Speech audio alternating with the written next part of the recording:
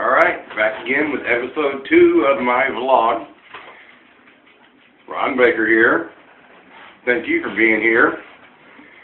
Well, today I thought I would delve into a little bit more of my cancer story. From when I was originally diagnosed, just go through the first part because after having it 3 times, it kind of gets lengthy, so I'm just going to go through the first one. I was diagnosed with squamous cell carcinoma. Well, I call it squamous cell buccal carcinoma, actually. And it went from stage, I'm not actually sure what stage it started out at, but it went to stage 4 in 30 days. And I actually had to have something called a free flap done, where they took the skin from my forearm and put it in my cheek and took the skin from my right thigh and covered my forearm. It was a very traumatizing ordeal, but I tried to have the best attitude I possibly could through the whole thing, because I remember when I was originally diagnosed, pretty much Mary and I went on a 2-day crying binge. And then, it was one of those, you know what, I got it. Nothing I can do about it now except get it removed. Had some insurance issues, which I will not go into, which I really can't go into right now. And had to get those worked out. So once I got them worked out, it was actually from the time I was diagnosed to the time I had surgery, it was 30 days. I'm not going to lie, I did have my times to break down, but mostly those were times at night when Mary and I would lay in bed and just think about it, and it was one of those, oh my God, I've got cancer.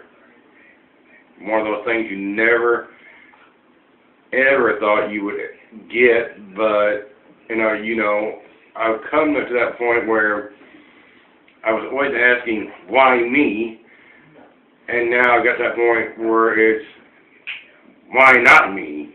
It was blaming everybody and everything on why I got it when it was just me. I'm the one that got it. I'm the one that had to deal with it. I'm the one that had to fight it. And even though it was in my body and I was the one fighting it, if it wasn't for the love and the help and support of Mary, I never would have beaten it. Don't get me wrong, my kids coming to see me and being with me through the first surgery meant the world for them to be there. But of course they had to go home. They had their own lives, and I understand that everybody has their own lives. And that's not actually how Mary and I put it, but everybody has their own lives. And everybody has their own lives to deal with. So Mary and I had to deal with this. And it was a long road through the first one. I think I was in the hospital 8 days. And I know probably 7 of those, I don't even remember. I had to be told what happened. I know I had to have a tracheotomy. I had a tracheotomy, and they also did a I would call it lymph nodectomy, where they took the lymph nodes, it was a neck dissection, where they took the lymph nodes out of my neck while they also did the reconstruction of my face.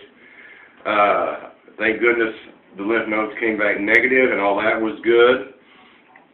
But I know when I woke up in ICU that first thing I wanted to do was I wanted to walk. I'm like, if I'm going to beat this, I'm going to beat this square. And I wanted to walk.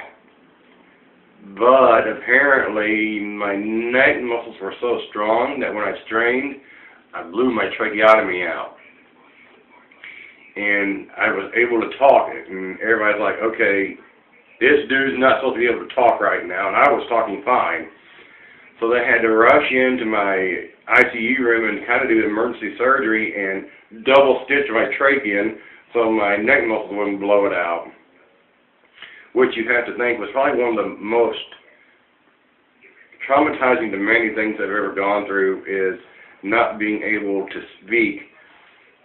After being in radio for 10 years and being on the air all the time, and then being able to use my voice to make my living, and then going to not even being able to use it, was probably not only traumatizing, but one of the most humbling experiences I've ever had.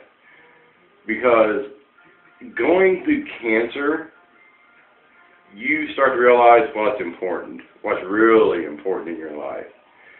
And those of you who have had it and are my friends know exactly what I'm talking about.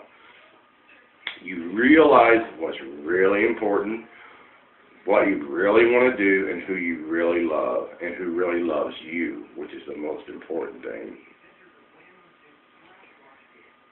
I will go into more of my cancer story in my third vlog. I thank you for listening to this one, and I will see you next time. Love, peace, and chicken grease. See you soon.